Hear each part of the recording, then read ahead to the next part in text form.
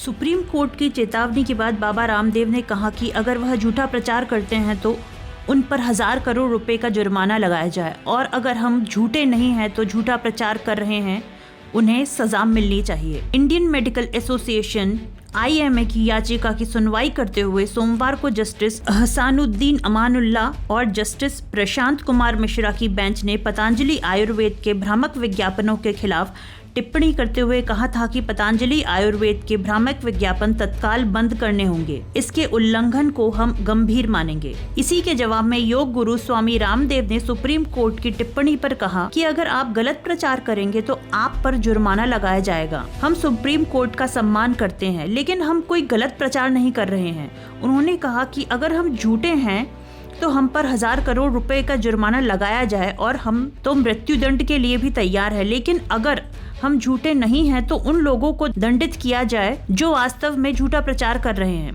पिछले 5 वर्षों से रामदेव और पतंजलि को निशाना बनाकर दुष्प्रचार किया जा रहा है। योगा, आयुर्वेद, नेचुरोपैथी, पंचकर्म, षटकर्म की सैकड़ों थेरेपी, उपवास व उपासना पद्धति से इंटीग्रेटेड ट्रीटमेंट से हमने लाखों लोगों को रोग मुक्त किया है। BP, sugar, thyroid, asthma, arthritis व मोटापे से लेकर लिवर, किडनी फेलियर व कैंसर जैसे प्राणघात रोगों से हमने हजारों लोगों को मुक्त किया है। हमारे पास ट्रेडिशनल ट्रीटमेंट व सनातन ज्ञान परंपरा पर शोध करने के लिए विश्व का श्रेष्ठतम रिसर्च सेंटर है, पतंजलि रिसर्च फाउंडेशन, जहां सैकड़ों वर्ल्ड रिनाउंड साइंटिस्ट रिसर्च कर रहे हैं तथा 3000 से अधिक रिसर्च प्रोटोकॉल फॉलो करके 500 रिसर्च पेपर वर्ल्ड के टॉप रिसर्च जर्नल में पब्लिश हो चुके हैं। साथ ही में बाबा रामदेव ने मेडिकल सेक्टर के कुछ हठी व दुराग्रही व योगा, आयुर्वेद व नेचुरोपैथी का विरोध करने वाले तथाकथित डॉक्टरों को बहुत बड़ी समस्या कहा है। यह सत्य है कि सिंथेटिक दवाओं से रोगों का कंट्रोल तो कर सकते हैं लेकिन क्योर नहीं कर सकते। लेकिन एलोपैथी की ये समस्या योग, आयुर्वेद के लिए समस्या नहीं है। मेडिकल साइंस में जो भी अच्छे डॉक्टर्स हैं तथा जो life saving drugs, emergency treatment व ज़रूरी सर्जरी है, हम उनका पहले भी सम्मान करते थे, आज भी सम्मान करते हैं। साथ ही एलोपैथी से भी एडवांस ट्रीटमेंट जो हमने वेदों, आयुर्वेद के महर्षि चरक, महर्षि सुश्रुत व महर्षि धन्वंतरी, पतंजलि से प्राप्त किया है, उसको वैज्ञानिकता व प्रामाणिकता के साथ व्यापार के लिए नहीं, उपचार व उपकार की भावना से आगे बढ़ा रहे हैं। वह बढ़ाते रहेंगे। जरूरी पड़ने पर हम कोर्ट व मीडिया के सामने सारे तथ्य व प्रमाण भी रखने के लिए तैयार हैं। कल से मीडिया के हजारों साइट्स में एक खबर को वायरल किया जा रहा है कि सुप्रीम कोर्ट ने पतंजलि को फटकार लगाई कि झूठा प्रोपेगंडा करोगे तो करोड़ों रुपए का जुर्माना लगेगा। हम सुप्रीम कोर्ट का, देश के कानून का, देश के संविधान का आदर करते हैं, लेकिन झूठा प्रोपेगंडा प्रचार हम नहीं कर रहे। डॉक्टरों के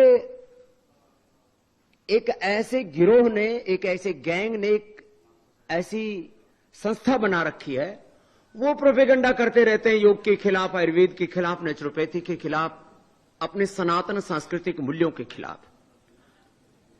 और वो झूठा प्रोपेगंडा ये है कि सिंथेटिक वर्ल्ड में BP, sugar, thyroid, asthma, arthritis, SLEM, autoimmune disease, liver, kidney failure, इनका कोई सॉल्यूशन नहीं है। आज मैं 3 तथ्यों के आधार पर यह बात कहना चाहता हूं।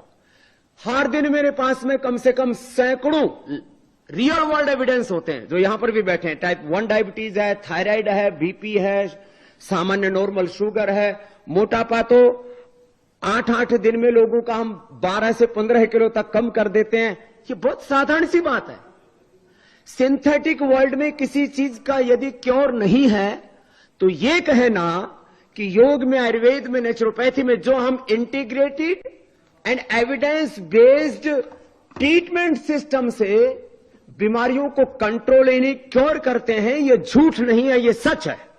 यदि हम झूठे हैं तो हमारे ऊपर सैकड़ों नहीं, हजारों करोड़ का जुर्माना लगाएं और हमें डेथ पेनल्टी भी दें तो हमें स्वीकार है।